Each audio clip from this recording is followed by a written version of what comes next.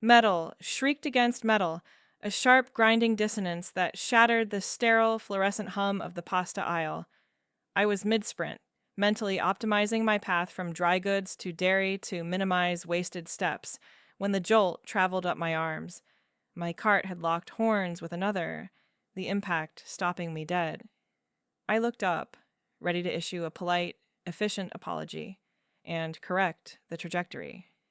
Instead, I saw scuffed work boots, denim dusted with fine white powder, and a smirk that cut right through the chilled, sanitized air.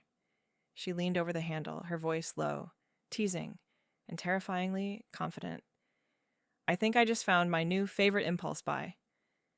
My brain was still running code reviews from a 10-hour deployment, looping through logic gates and potential failure points. Grocery shopping wasn't leisure. It was a logistical necessity, a task to be executed with the same ruthless efficiency I applied to a server migration. I was vibrating with high-functioning exhaustion, the kind that makes the edges of your vision blur and the sound of a checkout scanner feel like a personal affront. I needed fuel, not friction. But this woman standing in front of the penne was pure, unadulterated friction. I took her in with the analytical scrutiny I usually reserved for a broken API. She was structure, stability, unexpected disruption. Her gray t-shirt clung to shoulders that looked like they carried beams for a living. The fabric darkened with sweat at the collar. A fine layer of white dust, drywall maybe, or sawdust, coated her left side, a stark, messy contrast to the sharp lines of my tailored blazer and the click of my heels on the linoleum. I stood there in silk and ambition. She stood there in grit and gravity. "You're blocking the carbohydrates," I said. It was meant to be a dismissal, a command to clear the cache and move on. It came out breathless, stripped of my usual boardroom authority. She didn't move. She didn't apologize. She just looked at me, her eyes dark and amused, reading the stress fractures I thought I'd concealed behind expensive concealer and a double shot of espresso. She shifted her weight, leaning back against the shelf of marinara jars with a casual grace that made my rigid posture feel brittle. "And you're driving like you're late for a merger," she countered. Her voice had a texture to it, rougher than the smooth, polished tones of the corporate drones I listened to all day. It scraped against my nerves in a way that wasn't entirely unpleasant. The air between us thickened, charged with something heavier than the ambient hum of the refrigeration units. It wasn't just the proximity. It was the sudden, undeniable awareness of heat in a cold aisle. I looked down at her hands resting on her cart handle. They were rough, capable.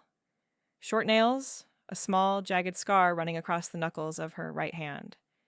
Calluses that spoke of manual friction, of building things that actually existed in the physical world, things you could touch and hold. My own hands were soft, manicured, designed for typing and gesturing at projections. I realized I was staring at her hands. I realized I didn't want to stop. The moment stretched, intimate, and unflinching. "I'm Alice," I said, the name feeling foreign, like I was handing over a password I shouldn't share. "Sam," she replied. She finally pulled her cart back an inch, the metal wheels squeaking in protest, creating a sliver of space between us.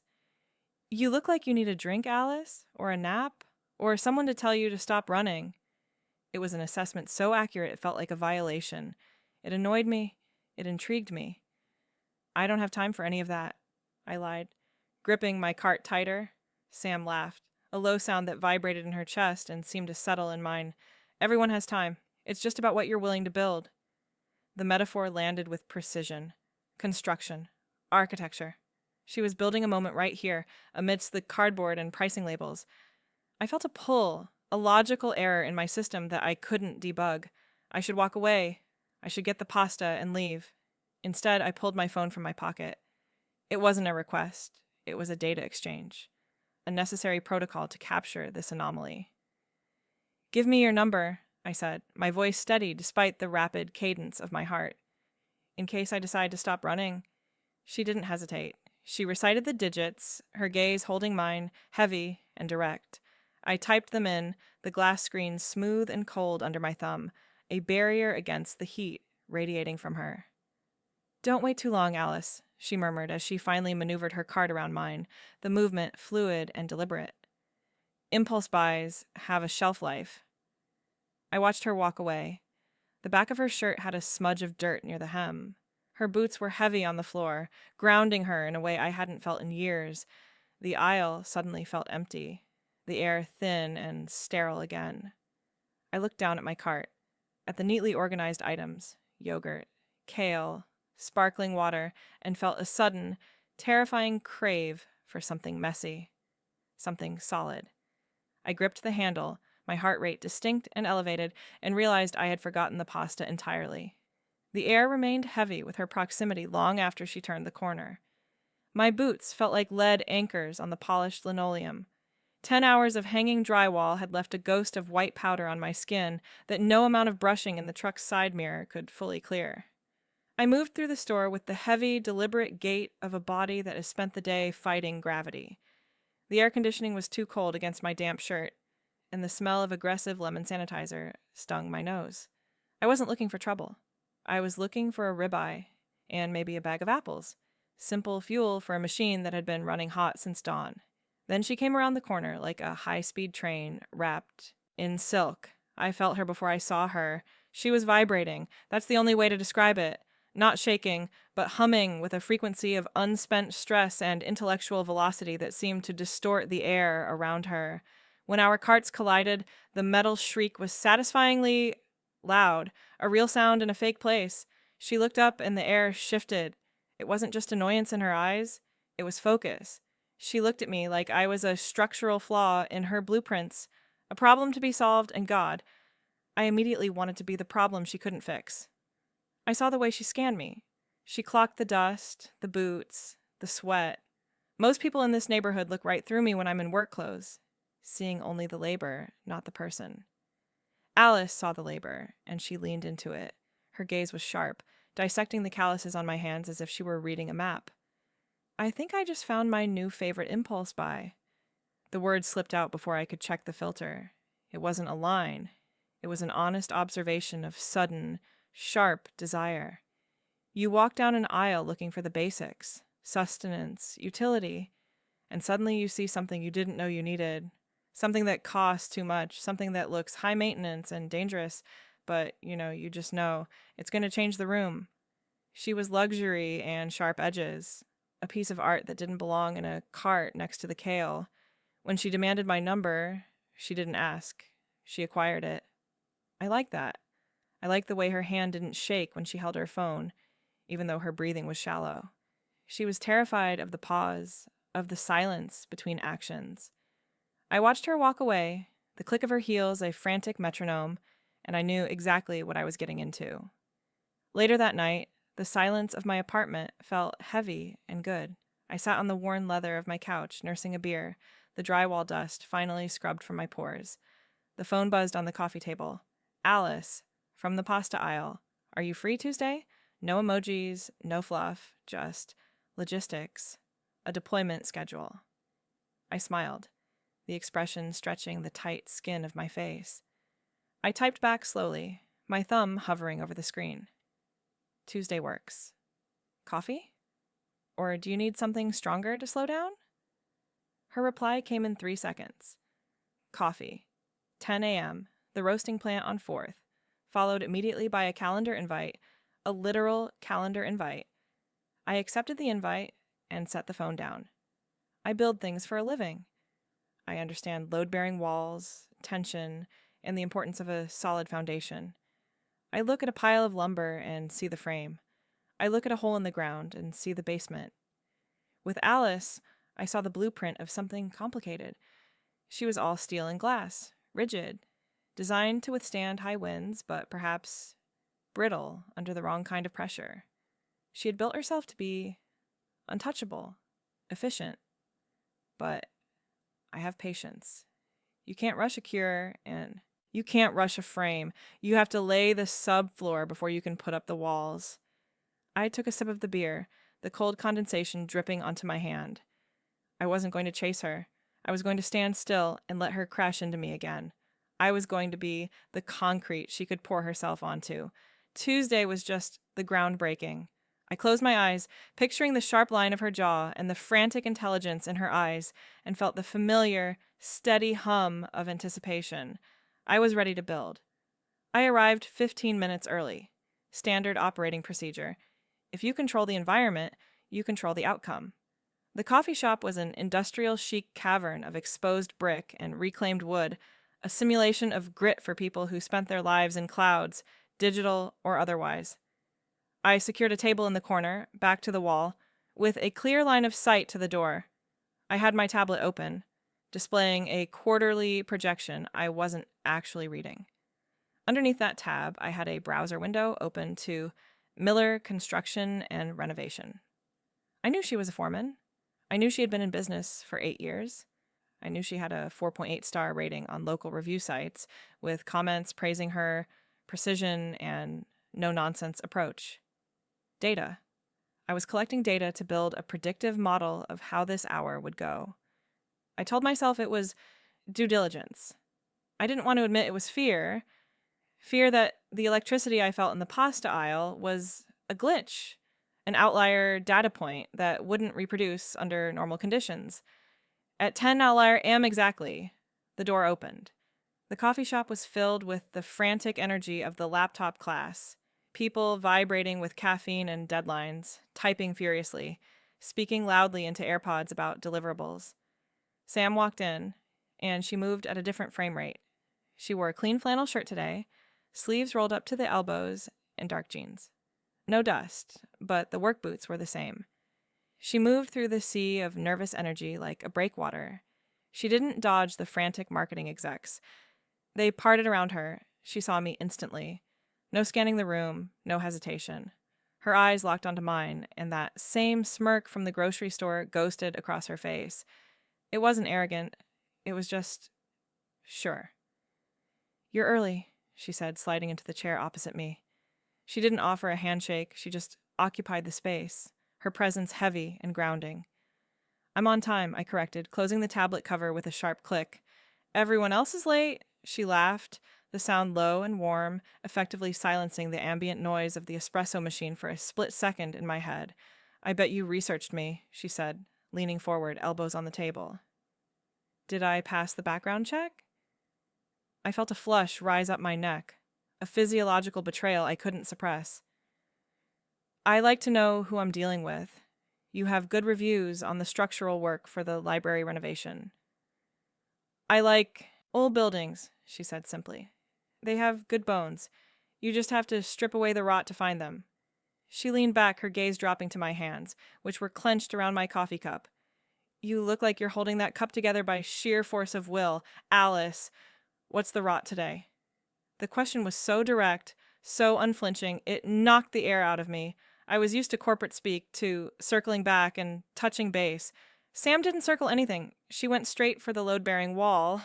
"We're migrating a legacy database," I found myself saying. "If I mess up a single line of code, 3 years of user data vanishes. It's invisible, but the weight is crushing." Sam nodded. She didn't try to offer a solution. She didn't tell me it would be fine. "It's like pouring a foundation," she said, her voice dropping an octave. "You dig the hole, you build the forms, you pour the concrete, and then you have to wait. You can't touch it. You can't fix it. You just have to trust that you did the prep work right. If you didn't, the whole house comes down in 10 years. "Yes," I breathed out. "Exactly. But here's the difference," she continued, her eyes dark and serious. "If my wall falls down, I can see it. I can touch the rubble. Your disaster is silent. That's harder. The pressure has nowhere to go." She reached across the table then. It wasn't a grab. It was a slow, deliberate movement. Her hand covered mine on the table. Her palm was warm and dry against my cool skin. The contrast sent a jolt through my arm that had nothing to do with caffeine. It was a grounding wire. The static noise in my head, the code, the deadlines, the anxiety, suddenly went quiet. I stared at our hands. Her thumb brushed the side of my index finger, a small friction that felt incredibly loud against the calm she had created. "You need to find a place to put the pressure, Alice," she said softly, "before the foundation cracks." My intellect failed. I had no witty retort, no defensive maneuver. The heat rising in my chest wasn't something I could analyze or optimize. It was raw, chemical, and terrifying. I looked up at her, and the air between us charged again, heavy and thick. I don't know how, I admitted, the vulnerability tasting like metal in my mouth. I know, she said, squeezing my hand once before pulling back. That's why you called me. We left the coffee shop 10 minutes later. Walking out onto the sidewalk, the distance between us had collapsed. I wasn't optimizing my path anymore. I was just walking next to her, acutely aware of the swing of her arm, the solid thud of her boots, and the terrifying fact that for the first time in years, I didn't want to go back to the office. I wanted to see where she was going. I didn't invite her to a restaurant. Restaurants are theater. You sit separated by linen and expectations, reciting your resume over appetizers. I wanted to see her in the wild. I wanted to see how she handled altitude and the absence of a script.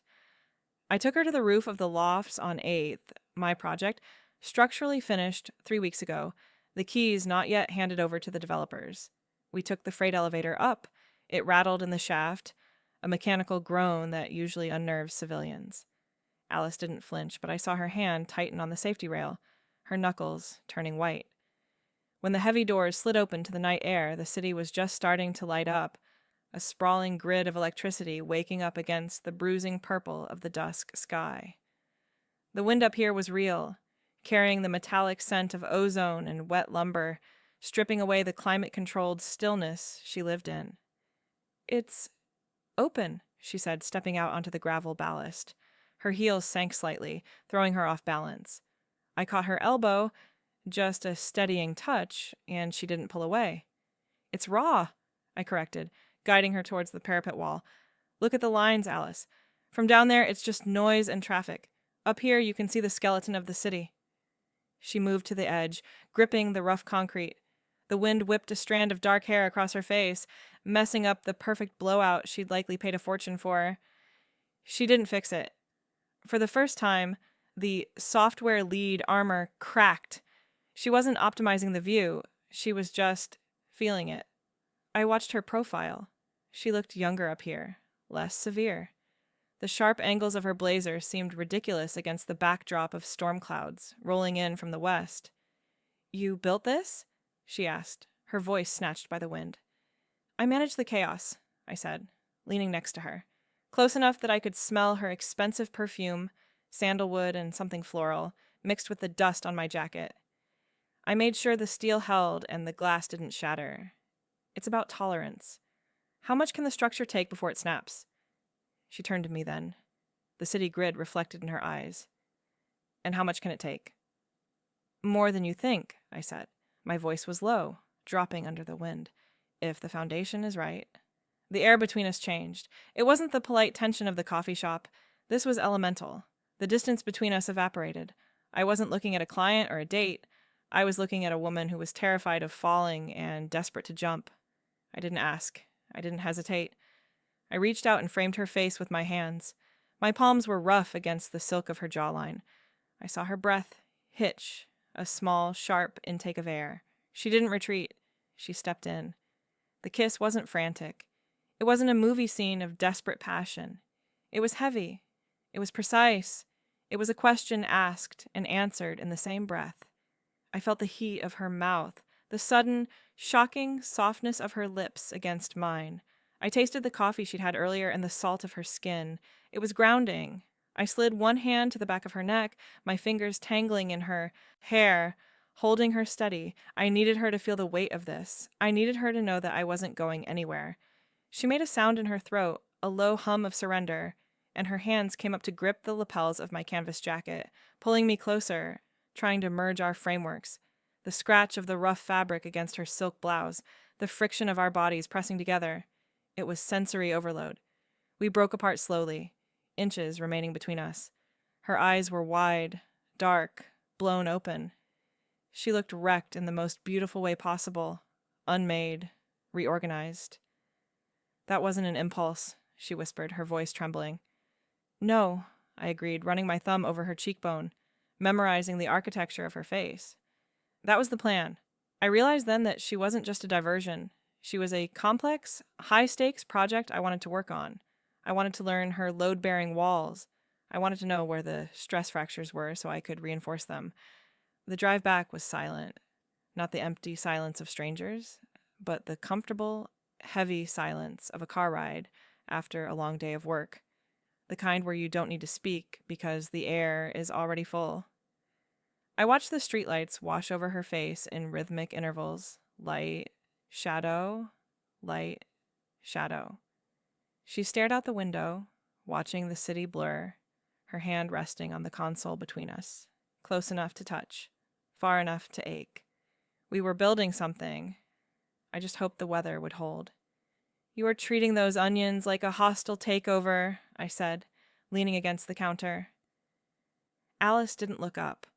Her knife skills were terrifyingly precise, reducing the red onion to a pile of uniform, geometric cubes. She was still wearing her work slacks, but she had discarded the silk blouse in favor of one of my spare t-shirts. It was an old, gray thing, soft from 100 washes, and it swallowed her. It slipped off one shoulder, exposing the sharp, elegant line of her collarbone, a distraction I was trying very hard to ignore. "The recipe calls for a medium dice," she muttered, eyes narrowed at the cutting board. "Precision matters, Sam. If the surface area isn't consistent, they won't caramelize evenly. Cooking isn't code, Alice, it's jazz." I reached past her, grabbing a handful of garlic cloves. I didn't measure. I crushed them with the flat of my knife and swept them into the sizzling pan. The scent of oil and heat filled the small kitchen instantly. Alice flinched, looking at the pan like I'd just introduced a bug into the system. "You didn't measure that." "I listened to the oil," I countered. I moved behind her, my chest brushing her back, and took the knife from her hand. I set it down on the counter. "You're tense. You're trying to optimize dinner." "I'm trying to make sure it's edible," she argued, but she didn't step away. She leaned back just an inch, surrendering her weight to me. The kitchen was small, the air warm and heavy with the smell of tomatoes and red wine. I turned her around. She looked up at me, her hair messy, that oversized t-shirt making her look younger, softer. "I think," I said, voice low, "you are turning out to be a very complex investment." A smile ghosted across her lips. Genuine, not the practiced boardroom smile. "High yield, high risk," she whispered. "Check the prospectus." We never finished the sauce. Or maybe we did. The memory is hazy. What I remember clearly is the couch.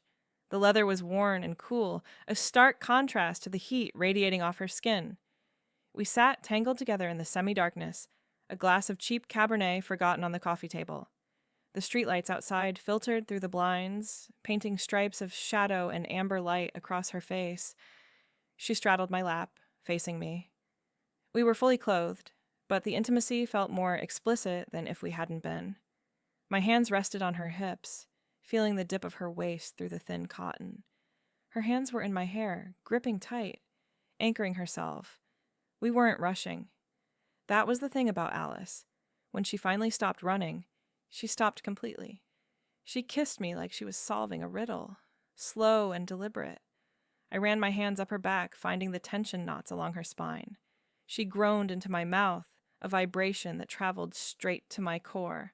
The friction of denim against her slacks, the roughness of my calloused fingertips against the soft skin of her neck. It was a study in textures. I wanted to map every inch of her, but I sensed the fragility she was trying to hide. She was offering me intimacy, but she was holding onto her control with a white-knuckled grip. "Sam," she breathed, pulling back just an inch. Her pupils were blown wide, black swallowing the iris. The look was unflinching. No hiding behind jokes or sarcasm. Just two people breathing the same air, terrified and thrilled by the proximity. "I'm here," I said, grounding her. "I've got you." We stayed like that for hours, exploring the boundaries of friction without crossing the final line. It was a pressure cooker that felt dangerous and perfect. But morning is arrogant. It doesn't care about the night's promises. I woke up first. The sunlight was harsh, cutting through the blinds, illuminating the dust motes dancing in the air. Alice was asleep on my chest, her hair a chaotic halo. For a second, it was perfect. Then she stirred. Her eyes opened, and I saw the shift immediately. The softness vanished. The wall went up. She looked at the sunlight, then at me, then at the room. The reality of the day hit her like a physical blow. She sat up, pulling the t-shirt tight, covering herself not because she was naked, but because she felt exposed. The system was rebooting, and I knew, with a sinking feeling in my gut, that the air logs were piling up. The morning light didn't gently wake me. It interrogated me. It sliced through the blinds of Sam's bedroom, harsh and uncompromising, exposing the dust motes and the reality of what I had done. I lay still, my chest rising and falling against the steady, rhythmic warmth of Sam's back. For a few hours in the dark, I had allowed myself to be just a body, a pulse, a thing to be held. But in the cold clarity of 7:09 a.m., that surrender felt like a critical system vulnerability. I wasn't safe here. I was exposed. I sat up, the movement slow and surgical.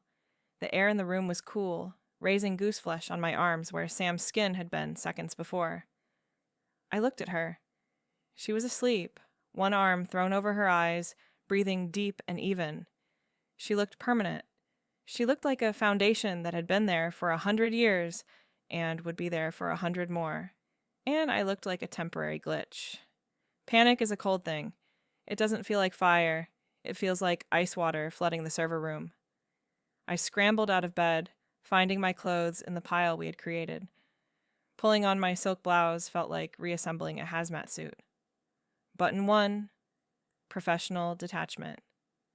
Button 2, risk mitigation. Button 3, absolute control. I smoothed the wrinkles in my slacks, trying to erase the evidence of the friction, the heat, the mess. I needed to be Alice, the software lead again. I needed to be the person who didn't need anyone to tell her to breathe. I didn't leave a note. Notes are data trails. I just slipped out the door, the click of the lock sounding like a gunshot in the quiet hallway. The Uber ride home was a masterclass in rationalization. I stared out the window at the gray city streets and ran the logic loop. It was the but therefore pattern I used for catastrophic failure prediction. I wanted her. God, I wanted the weight of her hand on my neck. But I was already relying on it. The dependency was forming faster than the firewall could block it. If she left, and variables always change, the crash wouldn't just be a downtime event. It would be a total system wipe. Therefore, I had to execute the kill switch. I had to terminate the process before it became the operating system. I sat on my beige, mid-century, modern sofa, clean, aesthetic, empty, and typed the text. My thumb hovered over the screen.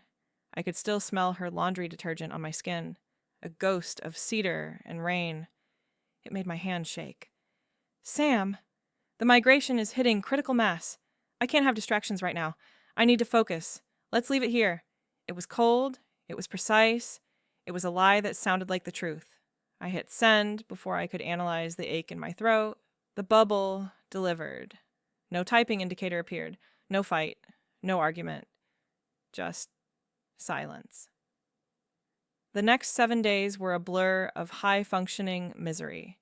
I went to the office. I ran the team. I deployed the code. The migration was flawless. The data transferred without a single corrupted byte. My professional world was perfectly optimized. But my physical world was in withdrawal. It was a biological revolt. I would be in a strategy meeting, dissecting a latency issue, and suddenly my skin would feel too tight, craving the friction of denim and calluses. I would wake up at 3 a.m., my heart hammering a frantic, uneven rhythm, my body remembering the weight that was supposed to be there to slow it down. The silence in my apartment, which I used to prize as the ultimate luxury, now felt like a vacuum. It sucked the air out of the room.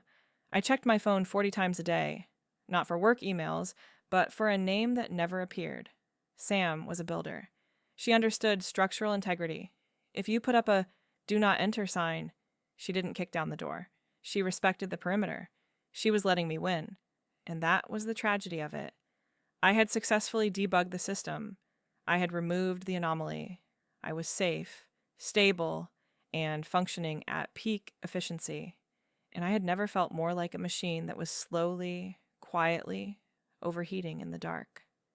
I read the text message 3 times. Let's leave it here. It was a clean break, surgically precise, designed to sever the connection with minimal bleeding. At least, that's what she thought. But I work with materials that have memory. You can paint over a crack, you can put up a new sheet of drywall, but if the foundation has shifted, the house knows. And the house always settles back into the truth, eventually. I didn't reply. I didn't chase. When you pour concrete, you don't touch it while it cures. If you poke at it, you ruin the finish. You have to stand back, watch it dry, and trust that the mix was right. I set my phone down on the kitchen counter, next to the empty wine glass she had used, and I waited. I stood firm, like a retaining wall holding back a hillside, absorbing the pressure without buckling. I knew Alice wasn't leaving because she felt nothing. She was leaving because she felt too much. She was retreating to the safety of her blueprints because the reality of the build terrified her. 7 days. That's how long I gave her. 7 days for the silence in her perfectly optimized apartment to get loud. 7 days for the efficiency to start tasting like ash. I went to work. I hung sheetrock. I managed the crew. But every time my phone buzzed, my heart did a traitorous little jump against my ribs. I missed the vibration of her. I missed the challenge in her eyes. But I wasn't going to beg her to come back. She had to see the structural failure on her own. On Tuesday evening, I drove to the grocery store. It wasn't a guess. Alice is a creature of protocol. Tuesday is dry goods and dairy. Tuesday is the restocking of the inventory. She wouldn't change her schedule just because her heart was broken. She would lean into the schedule even harder, using the routine as a crutch to keep moving forward. The automatic doors slid open with a wheeze of compressed air. The smell hit me instantly. Sanitizer, cardboard, and the chilled, artificial breeze of the produce section. It was the scene of the crime. Walked past the bakery, my boots heavy on the linoleum, ignoring the stairs. I wasn't here for groceries. I was here for the reconstruction. I found her in the pasta aisle. She was standing exactly where we met, staring at a wall of imported spaghetti. She looked spectacular, of course. Sharp blazer, hair swept back, heels that clicked with authority. But I know what stress looks like on a structure. I saw the tension in her shoulders, pulled up tight toward her ears. I saw the way her hand gripped the cart handle, knuckles white, holding on as if the floor might open up beneath her. She wasn't shopping. She was buffering. I didn't crash into her this time.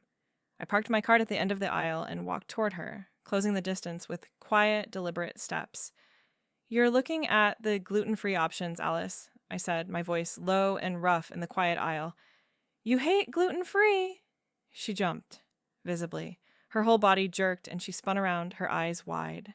When she saw me, the panic flared, followed instantly by a crushing wave of relief that she tried, desperately, to hide.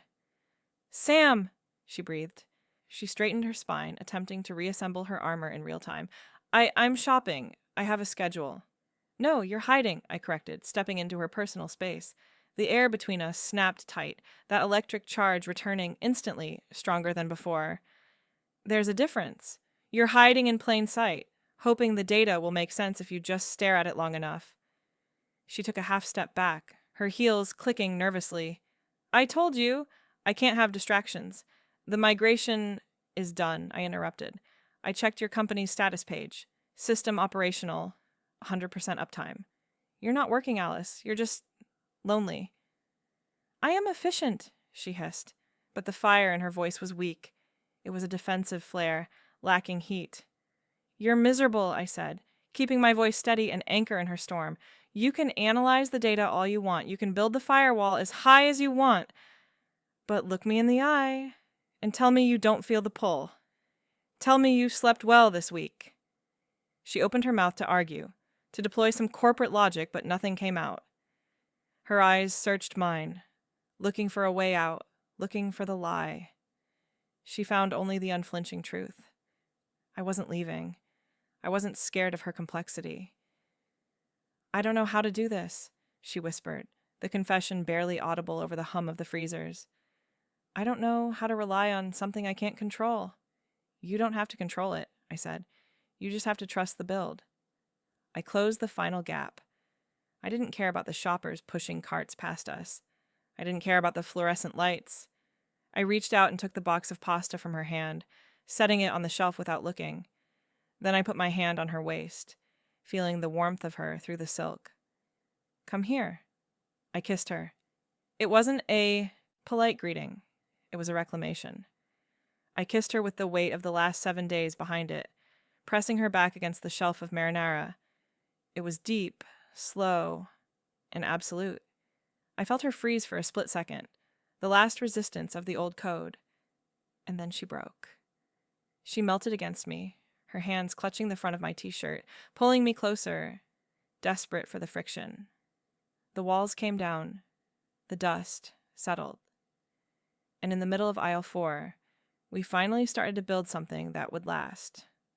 Alice. The architecture of my life has been completely refactored. It wasn't a sudden patch. It was a systematic overhaul of the operating system.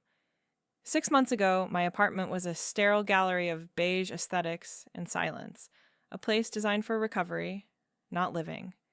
Now, the entryway is a chaotic, beautiful merge conflict of our two worlds. Heavy work boots sit next to my Italian heels. A yellow hard hat hangs on the coat rack beside my trench coat, a visual collision that somehow makes perfect sense. The air smells different, too. The scent of aggressive lemon cleaner has been replaced by the warm, earthy notes of cedar sawdust and dark roast coffee. I stood in the kitchen on a Saturday morning wearing one of Sam's flannel shirts. It was oversized, the cuffs rolled up 3 times to free my hands, the fabric soft from years of wear and washing. It felt like armor, but the kind that protects you by keeping you warm, not by keeping the world out. I wasn't checking emails. I wasn't running simulations on Monday's deliverables. I was watching Sam fix the hinge on a cabinet that had annoyed me for 2 years, but that I never had the bandwidth to address. She was sitting on the floor, legs crossed, a screwdriver in her hand and a screw clutched between her teeth. She looked focused, competent, and entirely at home in my space. She removed the screw, adjusted the plate, and tightened it with a wrist movement that was mesmerizingly efficient. The torque on this was all wrong, she muttered, taking the screw out of her mouth. It was creating latency in the closing mechanism. You were losing milliseconds every time you reached for a mug.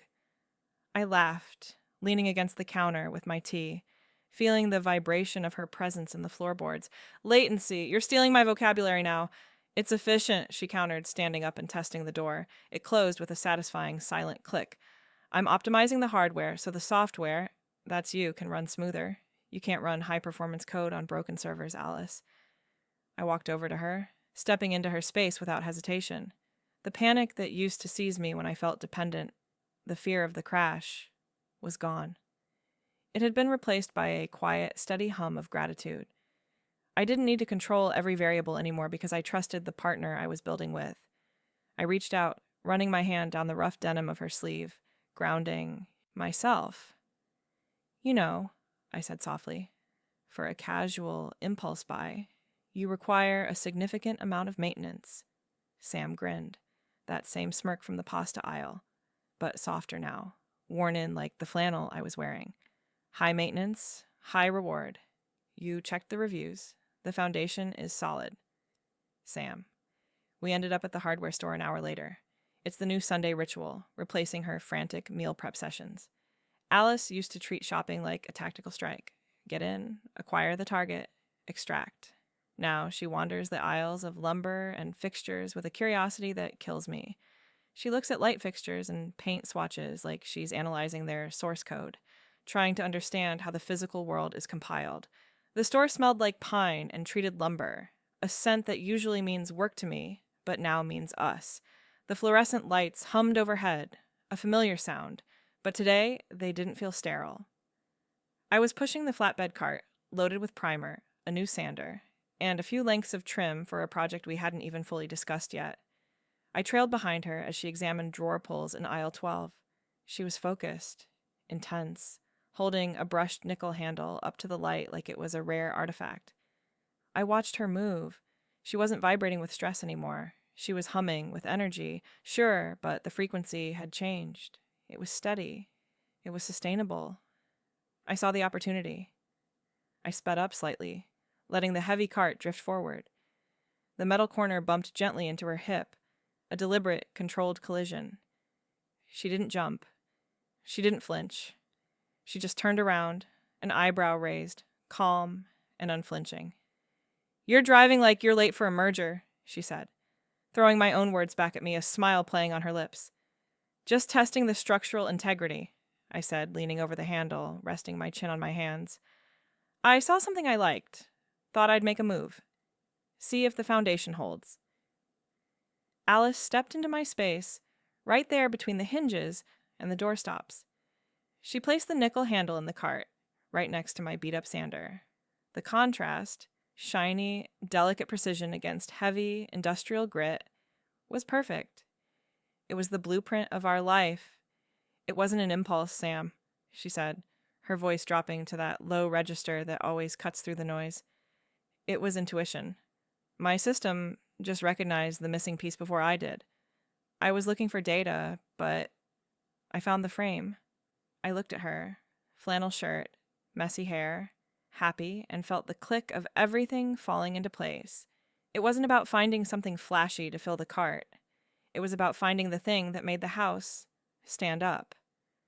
"Precision," I agreed, leaning in to kiss her forehead right there in the aisle. "It fits." We walked toward the checkout, her manicured hand resting over my calloused one on the cart handle. Smooth skin over rough, silk over denim, the code and the concrete finally merged into a single structure. We turned the corner together, no longer running, just walking steady. If you've ever found clarity in the chaos of an aisle, subscribe for more stories.